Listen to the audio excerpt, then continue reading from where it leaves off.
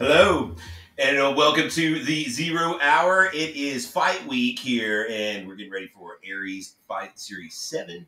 Tim Loy here with my guys, Jeff Hobbs, Justin Watson, the Punisher, the champ, Torres Finney in the house too. And we're here to break down this weekend's Aries Fight Series 7, guys. We've got some interviews with various participants of said Aries Fight Series 7 around the channel, so make sure you check it out. We've got Adam Sylvia on there. Zane Burton is going to chat with Torres on there. We've got David Isaac, several guys, so make sure you check out those interviews.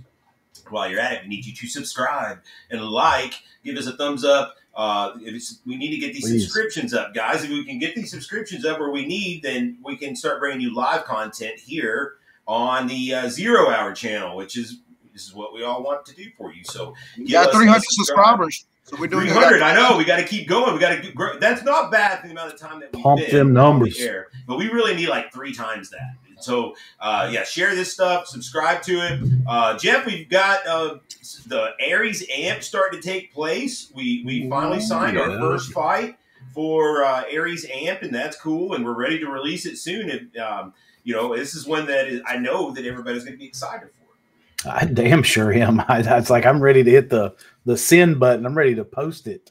It's going to be a fun one. It's going to be a good one. It's going to bring, it's going to raise some eyebrows, and not only while we're still waiting to announce that, we're bringing in Mr. No Nonsense, Keith Peterson, veteran UFC ref that you see every damn weekend.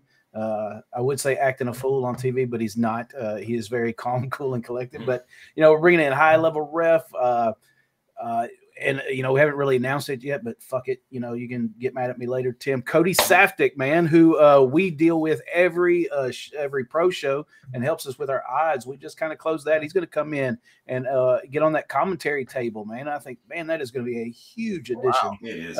It's going to be a huge addition to the show. And he's probably going to have a couple partners at the table that you guys will recognize the name. So, a lot of exciting stuff. We're ready to start announcing. We just got to get you guys excited about it. But I think that's going to happen as soon as we drop that first bout. No doubt, no doubt. Make sure you follow our social media, and you can keep up with everything going on with Aries Amp. But before we get to Aries Amp, we've got a big June coming up, of course, and Torres Finney going to be a part of that. Of course, we've got 3 shows in June. It's going to be ridiculous. We're going to be so tired. Of course, June the 11th, though, is going to be Aries 9 at Camp Jordan Arena, coming off the heels of in my opinion, a cornerstone event at Aries 6 back at Camp Jordan. Torres, you were on the call for that one. You're going to be in the cage for this one. That card's starting to take shape. We've got a big main event lined up for that one, too. And I'm hopeful we can announce that one here real soon, Jeff. And Torres, of course, we're working on an opponent for you. Torres will be on the card as well as we've got Zach Hicks on the card. We've got that pro debut coming for Carter Beekman, which we didn't get to have last time. We're talking about a pro debut for Joe Long. Hey, Aries 9 tour is already starting to shape up to be a lot of fun as we head into Amped. Yes, I agree, man. Aries 9 is going to be exciting. We're right back here in Chattanooga. Hey, look, we're trying to outdo what we did on Aries 6, man, because, man, that Aries 6 card was that was nuts. That was nuts. That was the best card I ever seen live. I've ever been a part of, man. That was fun. So the goal is to amp it up just one more. And, man, I'm excited. Been training. I'm ready. So I'm ready to go. Let's do it. Torres, I snuck up there yesterday, Torres. I was getting the trailer from there, and I looked in the back door, saw you working your ass off in there. yeah. Dude, they be putting me through the ringer here at PKP, man. Trying to get they do the conditioning, cardio. I work out. I train 3 times a day, so I mean, I'm always training. But yeah, trying to stay in shape. You never know what opportunity comes, so you gotta always be ready. Torres on the call, of course, this weekend for Aries 7 with Josh Cate, so make sure you check that out. Rounding out our panel today, Justin Watson. What's going on, Justin? You'll be in the judge's chair per usual this weekend as we get ready to head into a very crazy summer. Yeah, man, we've got so many events lined up. It's wild. I was just looking at that the other day, just marking my calendar and days I need to have off, and it's going to be a packed summer. It's going to be a lot of fun, man, but starting out with this card is going to be a good amateur card to get us started here. No doubt. That's what we'll go ahead and dive into, guys. Of course, Aries Fight Series 7 goes down this Friday night, May the 6th, from the world-famous Cotton Eye, Joe, Knoxville, Tennessee. followed up by the Yin Yang twins, y'all. So Yeah. if you're coming to the Joe for the fights, hang out and see the Yin Yang twins afterward at the Joe. That said, we'll have we'll be running through the card this weekend.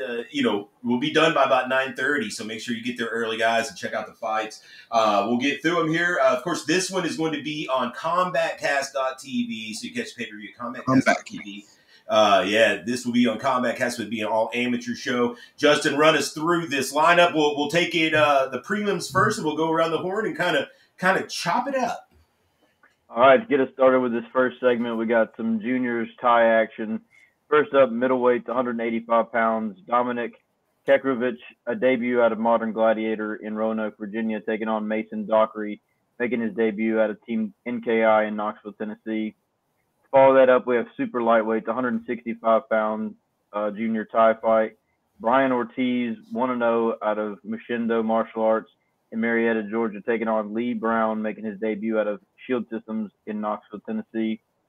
Third bout of the evening is a 145-pound featherweight tie fight. Adults, Trip Hallman, 0-1 out of the Academy of Martial Arts in Knoxville, Tennessee, taking on Ian Knight, 0-1 out of Team NKI in Knoxville, Tennessee. And then our first MMA bout of the evening, also featherweight, 145 pounds. Chris Hendricks making his debut. He's an independent out of Ferris, Tennessee, taking on Joseph Hishma, 1-0 out of Shield Systems in Knoxville, Tennessee. All right, so prelims get started early, 6 o'clock Friday night at the Joe, so make sure you get there in plenty of time. We've got quite the mix of Muay Thai and MMA on this card, so we've kind of dispersed the MMA a little differently than usual. We haven't just front-loaded the card with Muay Thai, but we have front-loaded the card with minors fighting, and that, just in case they need to get home. These first two fights, obviously, the juniors always bring it, under 18. These are debuts all the way around, so it's really hard to say what we're going to get. But except for Ortiz, actually, Ortiz fought on another little thing not long ago. I actually watched his video on YouTube, and he was kind of a wild man. I mean, he won his fight, and he was all action. So it'd be interesting to see how that kind of matches up with a Shield Systems guy who's more likely to be a technical battle. No matter what, the juniors always put on a great show early for the crowd. Trip Hallman and Ian Knight are guys that we've seen already. Ian Knight put on a hell of a fight, even though he lost last time out to DeAndre Hill. It was a lot of fun. He really had a rock solid chin, never stopped throwing. Of course, we've seen Trip Hallman several times. Be interested to see now that he's with a gym, the Academy of Martial Arts there. Coach Larry Bostic, how his game's evolved. And then, of course, rounded out this section, Joseph Hishma, a guy that we've seen several times, only once now in MMA, but coming off a nice win over Dustin Garrett. Now we'll see what this debut independent guy's got for him. Chris Hendrick, he messaged us on the Aries page. He was adamant that, he wanted the chance to show what he could do. So we're going to see what he can do. We'll go to Jeff, man. What's your thoughts on these prelims? Anything stick out to you? Anything you're looking forward to in particular? Well, first thing, I'm going to have to get Dominic's last name, the pronunciation. I'm going to have to work on that for the next 2 days. Kekrovich. Say it one more time for me. Kekrovich. Hey. I have to say it with the accent or it doesn't sound right? Yeah, you got to roll your R and everything. I got you. One of the things that stands out when you were talking about, Tim, this Ortiz and Lee fight here is, 3 years difference in this fight game is not a real big deal if I'm 28 and you're 25.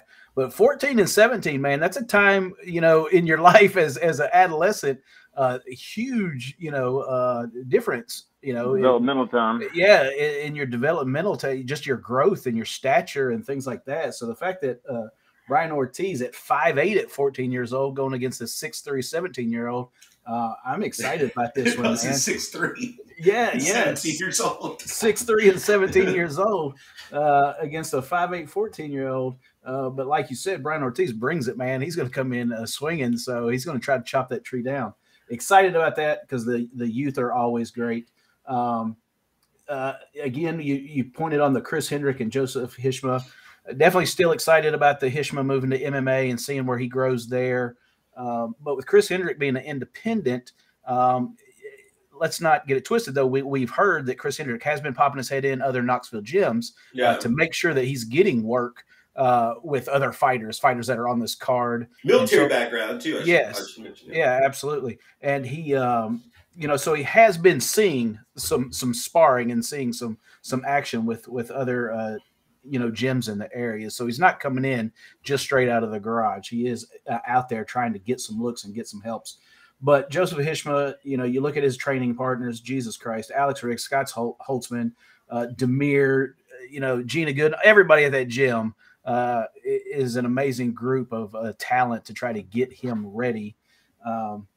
So my excitement in that fight is more so just seeing the maturity and the growth of Joseph Hishma.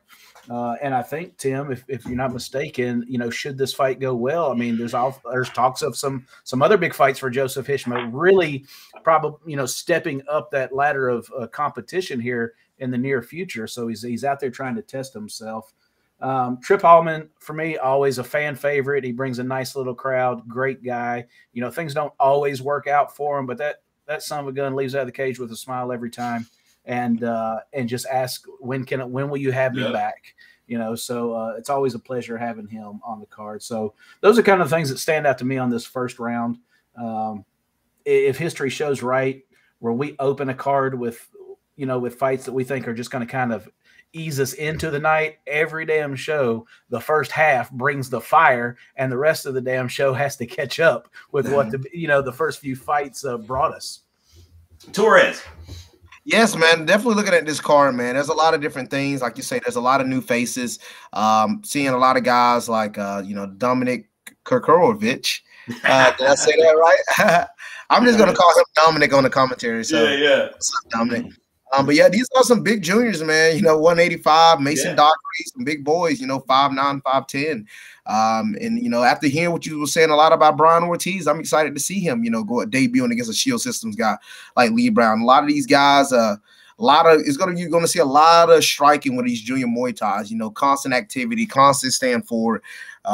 These guys just don't stop punching. They teach them, like, their cardio compared to like our cardio is different. Like, they don't get tired. They just keep punching. Rock 'em, sock 'em almost, man. But it's gonna be exciting. It's gonna be fun to watch some of the juniors. And like you said, I've seen a lot of Trip Hallman fights. Like you say, he comes in there, he's ready to go. So it'll be exciting to see go against a guy like Ian Knight, see what he brings to the table. And yes, Joseph Hishma, man. Even though he's a debut out of Chris Hendricks, Joseph Hishma is going to be something to deal with at that 145 division. So he looked really good. He done a lot of Muay Thai at first. A lot of people's, questioning his ground game in that first fight. Went against a guy that had 9 fights on his belt and subbed him. So I'm excited what he's able to do and see what he's doing in this next upcoming fight. He's going to be somebody to reckon with in the 145 weight class. All right, next up, getting back to the Thai action, we have featherweights, 145 pounds. Luis Gonzalez, 0-2 out of Seikan Muay Thai in Westchester, Ohio, taking on Jared King, 2-0 with 1 knockout out of the Academy of Martial Arts in Jacksonville, Tennessee. Next up, we have a light heavyweight, 205 Thai fight. Jonathan Dalton making his debut out of Modern Gladiator in Roanoke, Virginia, taking on Brandon Webb, making his debut out of Ring Combat in Whitwell, Virginia. Next up, lightweights, 155-pound Muay Thai fight. Joel Aldridge, 0-1 out of Seikan Muay Thai in Westchester. Let's see. Yeah, that Westchester gym. Taking on TJ Bean, 2-0 out of Team NKI in Knoxville, Tennessee. Then to MMA lightweight, 155 pounds. Dylan Vowell, 0-1 out of Triple Crown MMA in Florence, Kentucky. Taking on Stephen Kent, 1-1 out of United Karate Studios in Murphy, North Carolina. All right, so this next batch, it's we got 3 more Thai fights, and then we finish off with an MMA fight. Jared King and Luis Gonzalez is one that's very intriguing because King's a guy that was around on the scene several years ago. He fought on, or maybe he just grappled. He might have fought. He fought or grappled on when we did that Border Wars shows with Jimbo Collins up in Kentucky. He was a Warrior champion up there for Jimbo. Out of he's from northern Tennessee, so he's really kind of closer to Kentucky than he is to us. But he's had several years off. And this will be his return to action after several years away, and he's going to do Muay Thai, 2-0 in Muay Thai. But again, that's that's been several years ago. I think he told me the last time he kickboxed was about 7 years ago. And so it'd be interesting just to see what Jared King still got. You know, it's been several years. It seems like he's training there with Trip Hallman some. It'd be interesting to see what he can do against a guy, Luis Gonzalez. We've not had this Sakan or Sakan Muay Thai. Hopefully I'm sure they'll correct me on this. Out of Ohio, their coach actually named Eric Turner. That was a bit of a surprise when he messaged me at a double take almost. But you know, he's the first guy to bring people over here. So you know, it was these guys are very traditional, you know, Muay Thai only gym. And I think that even with an 0-2 record, I think we'll be impressed by Gonzalez. I know this guy, Sky Gooden, that comes over with them to corner is a very high-level guy. So I believe that this will be an interesting fight, kind of an anomaly fight. I don't really know what to expect here.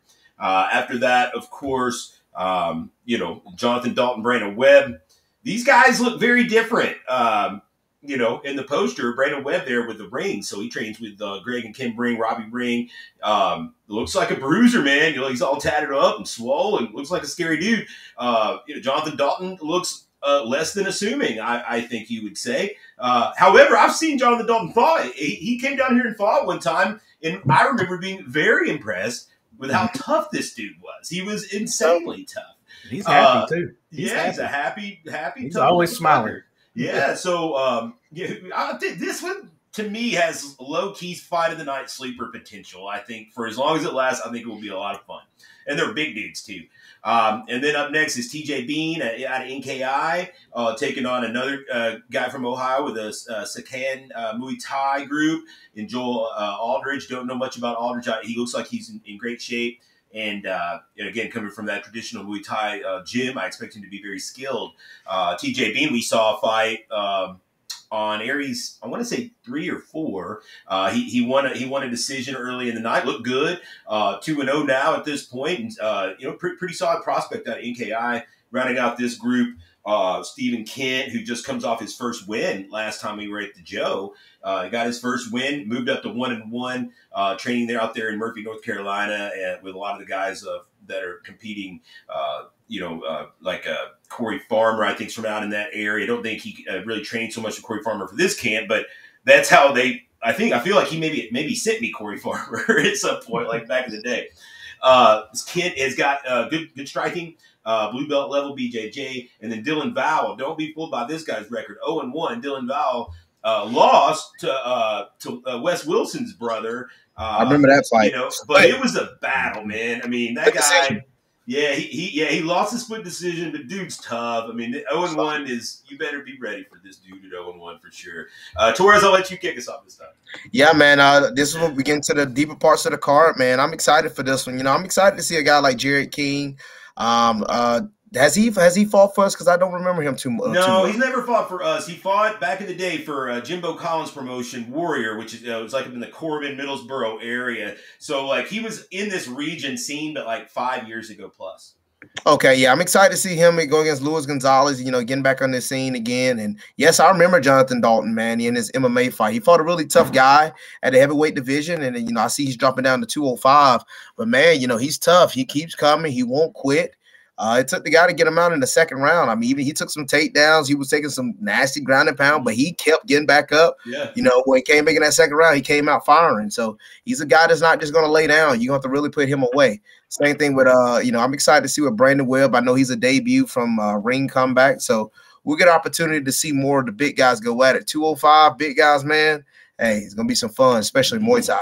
TJ Bean, you know, I remember him, I believe. And then you got Joel Aldridge. I'm excited to see them as well, bringing in what they bring to the table. I'm interested in this Sakan Muay Thai group from Ohio. Yeah. So, you know, I see they got a few guys on the card. So, they should, you know, they're going to be a different school, and excited to see what they bring to the table in their style. And then, you know, Dylan Vowell and Steve Kent, that's going to be a really good fight, man, to lead us into the main card. That's going to be a really good fight. Dylan Vowell is no slouch. He is a real deceptive 0-1. Yeah. You can make a case he potentially could have won that fight. Probably did win that fight against Weston. He looked really good, man. And, you know, I think he did. Yeah. Oh, yeah. I remember his corner really do believe he won that. Yeah. So, Stephen Kent, you know, it's not going to be no easy fight coming into this one, man. He got a tough guy. coming to this fight. But I'm excited to see how both of these guys coming to this fight. It's gonna be a good one. It's gonna be a really good fight. Yeah. Yeah, what stands out to me, TJ Bean, for the record, was somebody I was also really impressed with. If I remember correctly, Tim, he came in like a day's notice. Yeah, real short notice. Yeah, it was real short notice. And but for 24 hours, he was on it, on some ticket sales, making sure his graphics were came correct and spelling was right and everything. And then when he came in, he actually impressed me in the cage, won his debut with us. And so I'm pretty excited actually to see his return bout. The Sakan martial arts, like you guys already talked about with that real traditional Thai background, though, I'll be real interested to see how he handles a really technical guy across the cage from him. Stephen Kent, coming off that first win, has got to have some momentum and feeling good about himself. But like we have already established, Dylan Val, the most deceptive, probably 0-1 we've seen in a while, and could really sneak up on somebody. And Jake Volbrick, one of his training partners, is somebody I'm really high on as well, man. So that's another deceptive 0-1. Yes, absolutely. High on both these guys coming out of that juggernaut boxing gym in Kentucky, which traditionally always sends us really tough guys. And these two are the epitome of what that place sends us. Gonzalez, going back, let's go back again to the Dalton Webb match. I mean, I don't know how many times I got messaged when that graphic went up to ask if we had made a mistake. Did we accidentally put the wrong picture on the graphic? Because they're like, this is not a fighter, and he's got his long flowing hair, and it's like, are y'all messing with me? And he's got his head turned sideways with a big smile. And I really thought somebody, Duckett made a mistake and messed this graphic up. But any picture you see of this young man, he's got that same damn smile on his face. And it wasn't until, Tim, you reminded me of where we had seen him before. It's like, holy shit, okay, well, this guy might be smiling, but he's throwing them things too. Yeah. But Ring Combat Sports, Coach Greg Ring, but also Coach Robbie Ring, for these younger guys in the gym, we know what they send out, and it's going to be probably, like you said, a low key, really good fight right there. So I'm excited about that one. So this, like I said, the first of the card always is going to surprise you and be a lot better than what you're expecting. Some of those beginnings. This middle part of the card right here is going to show you, the meat and potatoes of what the show is all about, and what a damn way to take us into these last group of fights here. All right, these next ones are going to take one at a time. Next up, we have super lightweight, 160-pound Muay Thai fight. James Young, 9-6, with 2 knockouts out of United Karate Studio in Dalton, Georgia, taking on Rambo Joe Long, 12-3 out of Agoge Combatives in Chattanooga, Tennessee. I'm excited for this. Obviously, we haven't seen Rambo Joe in a long time. So, welcome back, Joe Long. It's been too long since we've seen Joe Long. Joe, we got an interview with him up here on the channel, so make sure you check that out. Talks about what he's been doing during this time off. A lot of gym changes. Now he's at Agoge. It will be his first fight with the Agoge camp while being his last amateur fight. So he's a guy that probably ready to go pro, but after this layoff, not a bad idea to get in there, get one with a new gym, kind of get used to the cadence of working with that new corner before you get ready to jump in when it counts. James Young, hey man, 9-6. He's an experienced dude. He's coming out of a gym in United Karate Studios that, I mean, I can't think ever of a kickboxer that's come out of that gym that was not ready to freaking go. Jeff, you lead us off here. Yeah, I mean, you said it right there. To the naked eye, everybody's looking at Joe Long coming in. We know what kind of amateur career he had, before this fight, before the layoff. So, like I said, the naked eye looks at this and goes, this is Joe Long all day. But you got to look at where James Young is coming from and what gym he's coming out of. And, Tyler Jones, and the coach has been Kiker. I mean, this is going to be. I think I know the plan for Joe probably was let's get in there and knock some rust off and think. I think this is going to be a little more than just getting loose and getting a sweat on and knocking. Somebody's going to knock the rust off for him. I think in this fight is what's going to end up happening. He's going to get a fight. This is not by any means a layup. But man, I want to see Torres real quick. Even before I make this comment, I don't want to make it wrong. How long has he been at Agogi now? He's been at Agogi for about we're going on 2 months, just 2 months. 2 months. So I'm definitely interested in see just what changes we see in Joe Long personally. Not looking at the opponent, but just looking at what changes we see in Joe Long. Within his own game, coming from where he's been to where he's at now. And with that coaching staff over at Agogi. So a lot of things that interest me about this fight, so many different things, honestly. The matchup, each opponent individually, and then what kind of Joe Long are we going to see that we haven't seen before? Looking at both of the credentials of these guys, I see here both very high placers in the IKF World Championships. Joe Long, an IKF World Champion. James Young, an IKF silver medalist in the World Championships. So both these guys have been very far as the world amateur competitions go. Torres, your thoughts on this one? New teammate Joe Long throwing down to the Gogi for the first time. Yes, I'm excited, man. I'm excited for Joseph Long. I've had the opportunity to get some rounds in with him and Xander, them coming over from Chattanooga Mixed Martial Arts Academy, also from American Killer Bees, have an opportunity to come to Gogi now. And it's been a pleasure to have them, man. They add to the room. They're already top tier talent. We help try to polish some of their skills, help try to polish some of ours. And, man, it's been really fun to have them. And I'm excited for Joseph Long, man. This is going to be a tough fight. No walk in the park. But, it's going to be good to get a chance to see, what he's dealing with, as he's preparing. I think this is just almost like a step to prepare for his professional debut. But you can't look past a guy like James Young, man. He has a lot of experience. Even though he hadn't fought in 2 years, he still got it. I'm 100% willing to believe that. I'm excited for Joe. Joe's daughter just had her birthday party this past weekend. I went to that, to help support him. And then I think her birthday is actually this weekend. Oh, nice. But, they had the party last weekend. So, because he's going to be fighting this weekend. So it was fun, man. I had a great opportunity. And, I'm excited to see Joseph. And I'm excited to see, what he brings to the table. I think they're taking her to the Yin Yang concert after it's over. That's appropriate. For her birthday. Yep. All right, guys. Next up, we have heavyweights, 265 pounds. MMA, Rick Randolph debut out of Solid Elite Combat in Chicago, Illinois, taking on Blake Mitchell, making his debut out of Team Swift Kick in Nashville, Tennessee. So, these are debut heavyweights, so I can't give you a whole lot of insight, but I know that our heavyweight division is starving for some guys. So, I've got several heavyweights that I'm looking to book here. I need somebody to emerge out of this, ready to keep on rocking and rolling. Blake Mitchell, of course, I know that he was training some with Tom Galicchio down at Militia MMA before he moved back home to Nashville. He is originally from Nashville, but he played football, I guess, at UTC. Maybe Torres can give us more insight on that.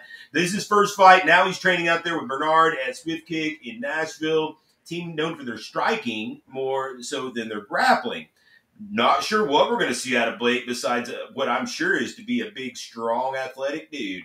Of course, his opponent, Rick Randolph, also a bit of a mystery. It's his first time fighting as a sanctioned fight. This is another guy that comes out of that backwoods brawl circuit up there, where we've seen some people surprise us a little bit, and he looks like a guy that is going to be a little more polished than what you may expect coming from that backwoods brawl scene. He's a big, strong, athletic guy, a little longer than tooth. I believe he's 43, if I'm not mistaken. I'm sorry, I was 37. 37. Okay, 37. Still a little longer than tooth to be making your sanctioned debut. I'm watching these people's social media here, and these people are uber confident in Rick Randolph. You see these, like Robert Davis, the real Bulldog Robert Davis, he goes up there and he referees these fights, and he kind of, he kind of scouts talent up there and will send them down our way if he feels like they're worthy of getting in and doing a real fight. Or not saying that those aren't real fights. To do a sanctioned, legitimate fight, we'll say.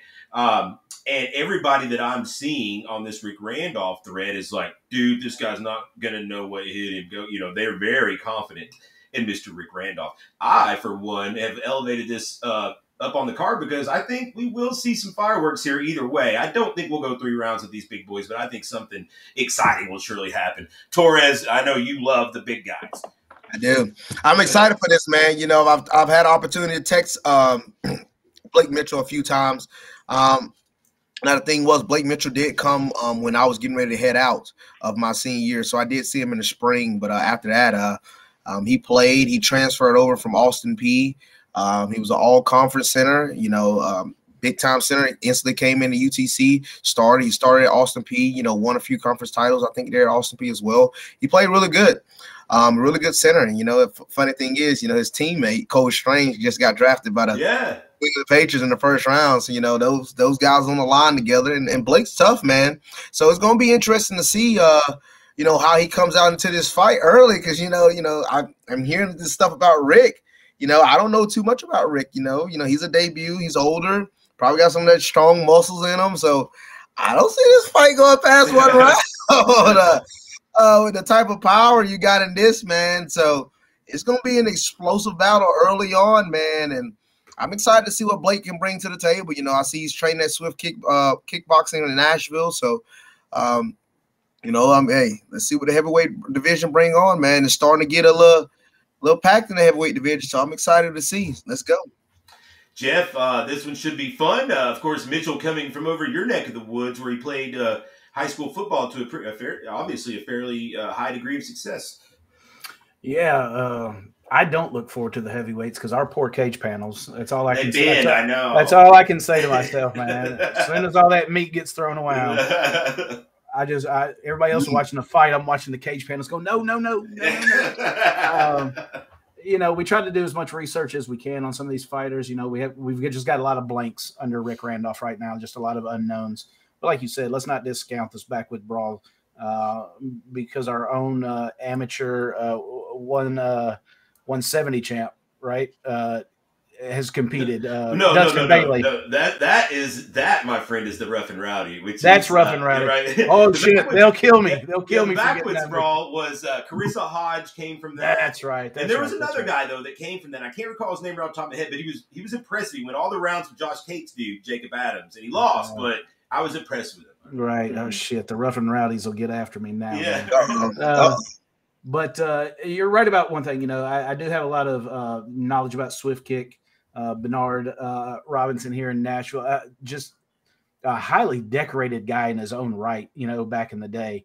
And, he's got a real successful gym here in Nashville. A lot of people don't even realize that besides his kickboxing, and he does have MMA fighters in his gym, the work he does with WWE superstars alone, they all come to his gym. I've been by there before when you've got Sheamus in there and what's his name? He was Rusev. So all these Nashville pro wrestlers go in there to actually get work with Swift Kick, man. So it's a very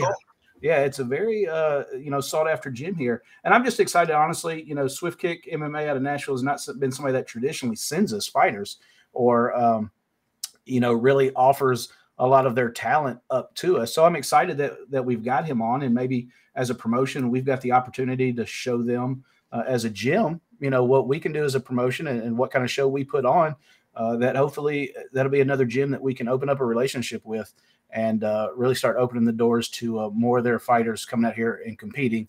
Because as we all know, there's not a lot of promotion in this area that runs each and every month like Aries Fight Series does. So if these guys want to stay busy, I would love to start that relationship. So I'm really happy about that. All right, now we've made it to the real meat and potatoes. The feature bout at middleweight, 185 pounds, Tristan Scarborough, 4-3 out of Hobbs Jackson Wink in Concord, North Carolina, taking on Corey Farmer, 2-1 out of Agogi Combatives in Murphy, North Carolina. Tim, is this a possible contender fight? I don't guess it's like necessarily been laid out as such, but whoever wins this, I would think, would certainly be in the conversation. Right now between Corey and Tristan, you think about Zane Havener, think about Jacob Adams, you think about Josh Booker. That division is really, really starting to form, and I think that while I can't just say right here that the winner of this is going to be in the title fight next, they're certainly going to be at the top of my list. And I'd love to see one more like contender type fight between the other guys that I just kind of mentioned, to see who would fight someone for our first 185 champion. I guess we're about to crown one. That division is starting to look pretty nice. Got some people in the peanut gallery out there acting like they may deserve a shot at it, but I don't know, man. I think right now that we talk about those top 5 guys right there, right off the top of my head, it's a very, very talented crew. We've got 2 guys coming off losses here in Tristan Scarborough, who just dropped his opportunity at the 205 championship against Zane Burton in a hell of a fight. Tristan's one of these guys that's fought a who's who, man. Like, Tristan don't get no layups. Tristan only fights the best guys. And as such, it's admirable because when he goes pro, he's going to be ready to go pro because he's really, really tested himself. Of course, taking on Corey Farmer, fan favorite in Corey Farmer, who coming off his first loss as well, is he lost to Zane Haber, who we were talking about, in what was another hell of a fight, man. It was really, really good. Now, Farmer has gone to Agogi for his camp for this one. This will be the first time. It'd be very interesting. He had actually fought an Agogi fighter time before that in Cameron Oliver. So I'm interested to get Torres' take on, what it's been like to get a camp in with Corey and what he's brought to the team down there. I am sure he's one of these guys that you kind of look at him and you're like, dude, you get with a real team, you're going to be a handful because Corey has got some physicality that is not – it's just not teachable, So I'm very excited for this one. Tristan, of course, has shown his mettle in all of his fights. So this, to me, is your leader for fight of the night candidate, in my opinion. I think it is likely to be 3 grueling, hard-fought, bloody rounds. And let's lead off. I guess we'll lead off with Jeff. Yeah. There's just no doubt, no disrespect to Zane Burton and Adam Sylvie, but as far as like most anticipated, for some reason, this one just stands out, man. It will be violent, I'm fairly positive. Yes, and not just violent because of what's going on in the cage. If you've been to a show at the Joe with Corey Farmer's crowd, it's going to be violent on the outside of the cage too. And not literally. If you're thinking about going to the Joe, don't worry. It's all good, safe violence because it's all verbal. So this was just going to get loud and rowdy. I do agree with you, though, Tim. It is tough to say that just a win off of this fight is going to catapult somebody straight into that. I love Scarborough to death, man. He's one of probably the nicest human beings that I've ever met. But, I mean, he's had, 2 shots at the 205 and unfortunately came up empty-handed. I just can't see one fight at 185 and jumping right into it. But this he's had one of each. He had one shot at the 205 and one shot at the 185. That's how it was. But still, yeah, 2 shots. Right, absolutely. But you were also saying too, he doesn't turn down fights, and he fights the toughest dudes, and he's had a murderer's row of things. So how do you fault the guy for losing fights to, studs? Yeah. And still just keeps coming back and finding himself just pesky, kind of like Scarborough. Why are you still here? Because he's fought his way back into the scene or back into the conversation. So I do also notice, we try to talk about notable training partners and things like that. We don't have a section for notable fans. I'm going to say White Chocolate is probably going to be in the house. If you were there before, that is the Corey Farmer fan, the #1 Corey Farmer fan. No doubt. So I'm looking forward to seeing that. But, again, we talk about new gyms, and I know it's just one camp, one fight, but you got to be interested in seeing what finally getting into just an organized, structured gym is going to do for Corey Farmer. He's got the toughness. He's got the grit without a lot of technical training. You've seen him in his fights sweep and transition and use a lot of just brute strength and muscle to get out of positions. So it's going to be interesting to see what he does now, adding some technical and technical moves to the the skill set that he does have. So this is definitely, in my eyes, going to steal fight of the night, which everybody listening, fighters, if you're watching this, we apologize for 6 shows that we have just let it go by because we have so much to worry about. But our of the night awards are back. And they're nice. Yes, we've got these nice trophies for you guys. So we will have 2 performance of the night trophies and a fight of the night trophy for each participant. So we apologize, but we are back in the of the night game for you guys. And I think that this one may have a claim to 2 of them right here. Yeah, question. When will the awards be announced? Good question, Jeff. Thanks, Torres. I tell you when they won't be announced in June. And that's before the pros. We won't. It's funny because I've heard a lot of people, and it was like, man, I really want to know who won the Fight of the Night award for Aries Fight Series 6. And I was like, I don't know. I really know. I'm glad we didn't have them for that show, to be honest with you. Or we would have to have guest people come in and make so it ain't on our heads who got it. So I'm just excited. I'm excited for the fighters that we have recognized it and brought it back and be able to recognize those people. I don't know, Tim. I mean, once a fight card is over, everybody's ready to get the hell up out of there. So it's real hard to announce them before the main event. Yeah, I think it's got to be right before the main event. Yeah, really. After the main event, I meant. So yeah, you've got to do it right before the main event, and just hope that the 2 main event participants are understanding that you guys have your own trophy. You're headlining this show for a title at that. So yes. Yeah, got to throw out that Corey also has that mullet power going for him. So it's really, really good. Torres, your thoughts on this feature bout? Yeah, man, I'm really excited for this fight, man. Been in the cage with Tristan, talked to Tristan a good bit, and randomly out of nowhere, it caught me off guard myself. Corey Former, he comes to a go-gi and he's like, hey, I'm training here. You're like, oh, really? And it's funny because it's just Zane. Zane is always talking. He just talk. So he was going. He said Zane was in Cotton Eye Joe, randomly going around talking. Hey, you want to come train at a go-gi? Hey, you want to come train at a go-gi? And Corey was like, oh, why not? Corey's that type of guy. Hey, why not?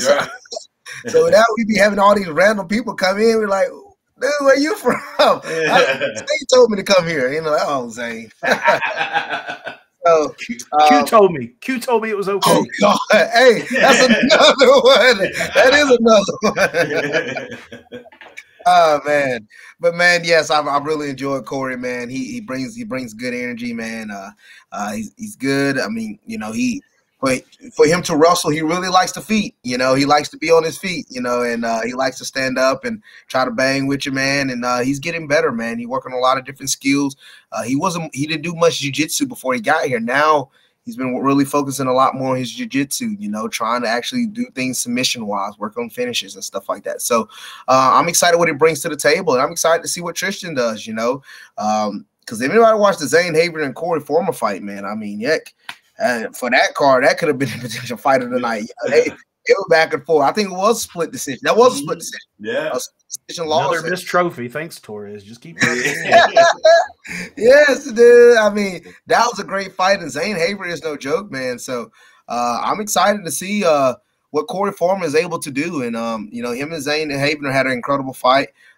Tristan and Scarborough, like, he said, he's went through some tough fights. He just got done fighting Zane, fought Colin Robinson, and, he just fought some tough ones. And I'm excited to see what he is able to do to come back. He just came off a tough one against Zane. Now he get a chance to fight Corey Former. I think it's going to be a tough fight. It's going to be tough on both ends, but it's going to be interesting to see who come out on top. I'm excited for this fight.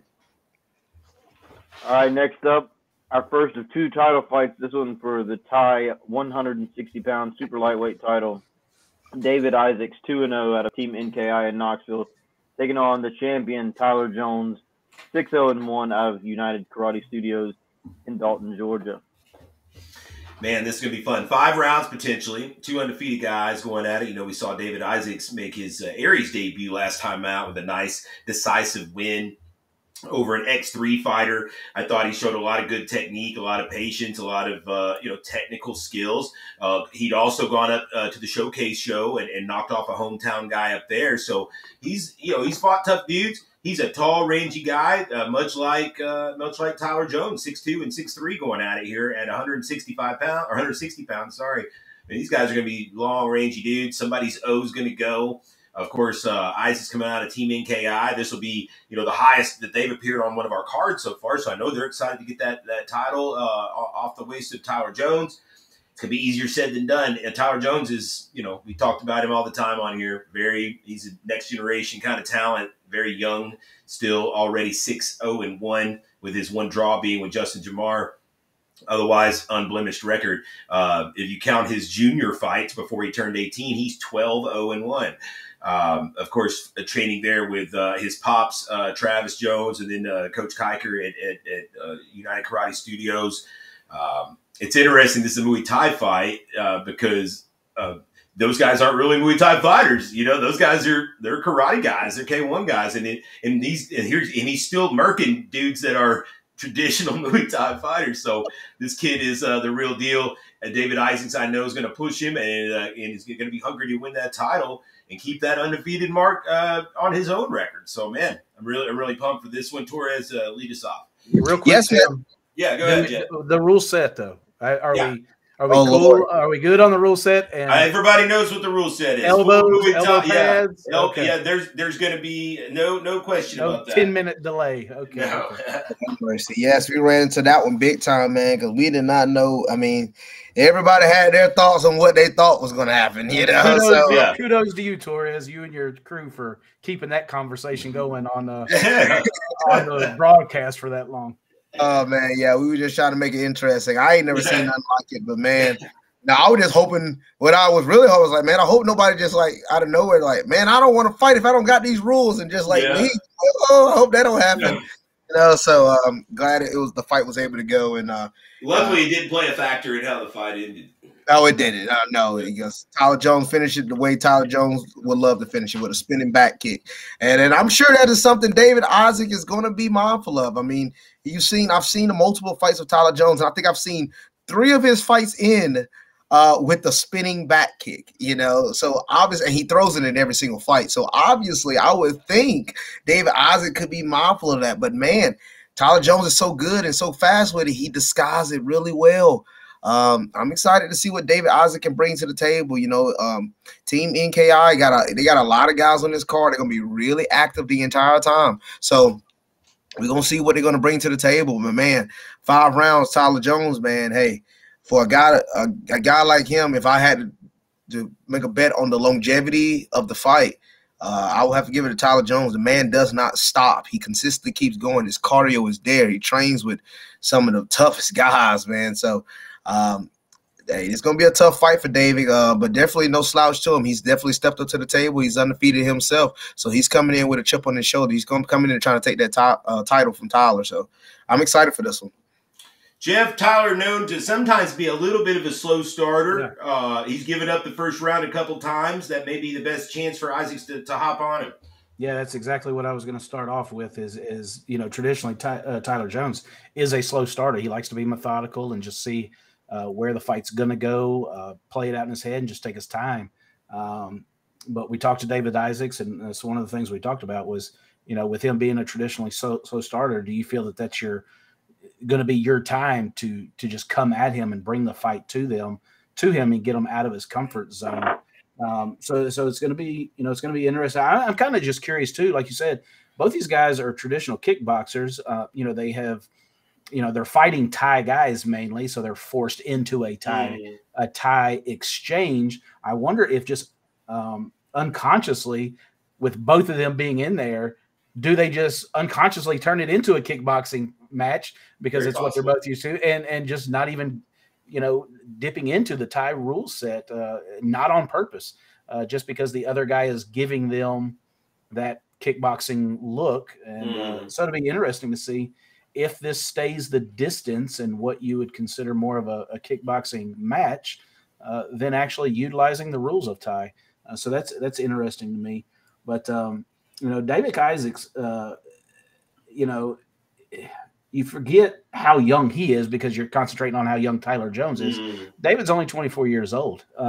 So I mean, he is a young buck who's exciting, and most people, I'm sure you'd agree, Tim, you reach out to him about fighting Tyler Jones, they're not real excited about it. David Isaacs, after one fight in our cage, he's calling for me once. He's like, I want the Jones kid and I want to fight him. So, I mean, that goes a long way. When you're trying to break down a fight like this, is the fact that he asked for this and he wanted it. And they were on the same card, were they not? I mean, they were. Yeah, he saw this happen firsthand, and it didn't bother him one bit. So, hats off to this kid for going after the lion, right off the rip. So, we're ready to go for this. Will be no equipment issues. Mr. Jones, we've got your 14-ounce gloves ready. They have been in a box waiting for you. So everything's going to be on point. And I told you the farmer fight's going to steal it. Well, now I'm changing again. This might steal it too. So, could be. All right, guys. That brings us to the main event, light heavyweight title, 205 pounds, 5 rounds. Adam Sylvie, 3-0 out of the Wolves Den Martial Arts in Madisonville, Tennessee, taking on the champion, Zane Burton, 3-0 out of Agoge Combatives in Chattanooga, Tennessee. So our final fight of the evening, another potential 5-rounder, Zane Burton will defend his title that he won over the aforementioned Tristan Scarborough. And, he's got a 3-0 fighter in front of him, Adam Sylvie, both guys 3-0. Somebody's O has to go once again. Wow, all undefeated fight. The last 4 fighters are all undefeated on this card in the co-main event and the main event. But Zane Burton's been on a spree. He's been running through guys. As has Adam Sylvie. I think the main, the obvious difference here, I think, is that Adam Sylvie's strength of schedule, is hard to line it up against Zane's. And so I think that most people would make Zane the favorite here. I think Adam would probably even not have a problem with hearing that Zane's the favorite in this fight. Adam, very strong guy, very, very talented, very skilled. Has run through the guys that we put in front of him like he should. The biggest thing is going to be just, can he withstand that resistance that he's going to get from Zane, which will be, I'm positive, much more than what he has seen thus far in the cage. That said, hey, the guy is very confident. We've had him on the show. He is very, very much, coming here to win this fight, and what he said is going to be his final fight. So it'll be interesting to see if he can pull it off. Zane, obviously, Zane Burton is one of the top up and coming stars in the promotion here. So 3-0 versus 3-0. Let's get it. Let's go to Torres. Final take of the night, Torres. Yes, man. Dude. Look, this is going to be an interesting fight right here. Adam Sylvie, Zane Burton, undefeated, both sides undefeated right here. Titles on the line, man. And yes, you look at this matchup, you sit here and ask yourself the question, what does Adam Sylvie have in his bag? What does he have of tricks in his bag? You got to remember, Taekwondo black belt, Hapkido black belt, purple belt in jiu-jitsu. He got some different things he can go to that he might have the upper hand in over Zane in certain areas. But the thing about Zane, he's tenacious when he's in that cage, man, and especially when he gets on top. His ground and pound is ferocious. So Adam Sylvie's never had a fight go out of the first round. So if these two guys are really banging it out early on, going back and forth, and this fight gets into the second round, it comes to whose cardio's better. Who can keep the pressure on the other guy. And we've seen Zane, go to the third round. We've seen him go to the second round a few times. He gets some finishes. His last fight went to the second round.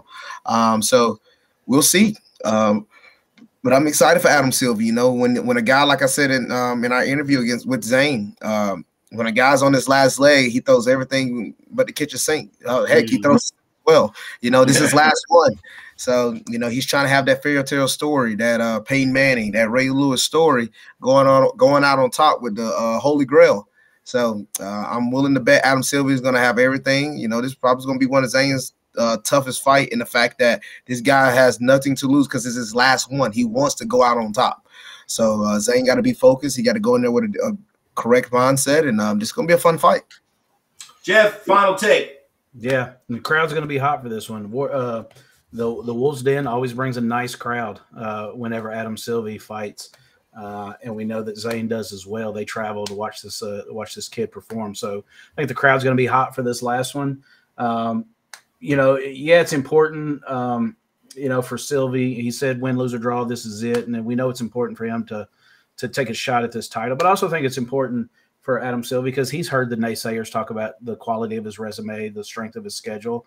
And so not just that there's a title on the line. I think it was important to him to fight somebody with a record like this that's kind of surging up the ranks, just to go out showing people I didn't just look for these fights, you know, like you saw in my first three. So I think the quality of opponent means just as much to Adam Silva as the prize at the end of it. So, you know, I definitely agree. I mean, no one wants to go out a loser. Everybody wants that fairy tale send off. So I imagine this is going to be exciting. Adam Silva's strong, and I don't know that Zane has fought anybody up to this point. We know he's fought people skilled, if not more skilled, or technical, more technical. But I don't know if he's fighting anybody that's probably going to be just physically, muscle-wise, as strong as Adam Silva. So he could be a hoss to try to get down. We haven't really seen Adam Silva in a defensive, position. So, he's always the hammer in his fights. So it's going to be interesting to see if that holds true in this bout. And if Zane tries to pull something off and Adam's able to stymie him and stalemate him. So it's going to be, interesting to see. It's a hell of a way to end the show. And I think it's going to deliver for the fans. So I'm excited. This last four right here is it snuck up on us, Tim. I mean, we didn't know coming off the Chattanooga show what we were going to be able to rebound with, and kind of looked at it as a card. Well, let's just get some young cats and, get some noobs up here, and we'll just kind of have a low-key show. And then you look at it and you go, well, what the hell happened to the low-key show? It's like, this is solid, man. This has got some solid fights on it. And I think it's going to be a hell of a night just all together. I think some of our Yin Yang fans are coming in early because they're going to want to get that good seat by the stage before anybody else. So I think we're going to have some concert goers coming in early. So we're going to get some new eyes that probably wouldn't have seen the promotion or understand what it's about. And, this is going to be our opportunity to snag some of those guys, snag some of those people in the crowd and make some new fans that, next time we're in town, June 3rd, then maybe they'll want to come back out. So a lot of opportunity for us this Friday night. Definitely excited for it. Excited for a big night at the Cotton Eye Joe. It goes down Aries Fight Series 7, Friday night, May the 6th. Knoxville, Tennessee. You can get your tickets at fightertix.com. And then, of course, you can order the pay-per-view, watch it from the comforts of your own home at combatcast.tv/AriesFS. Guys, that's going to wrap us up for our preview show. I appreciate you guys sitting in on a nice little neat, concise 0 hour, it looks like it's going to be. And thanks, of course, to Jeff Hobbs, Justin Watson, Torres Finney, the Champ. Guys, thank you all out there. Give us a subscribe if you don't mind. Share the channel. Give us a like, subscribe. Let's try to get our subscribers up. Stay tuned for lots of good fight announcements in the coming week. I'd say when we come back next week, we'll be tossing out some pretty good shit for you guys. For everyone, once again, for Jeff, Torres, Justin, I'm Tim Lloyd. We're signing off for another edition of the 0 Hour. See y'all next week. See you tomorrow. Yeah, that's right. See you tomorrow.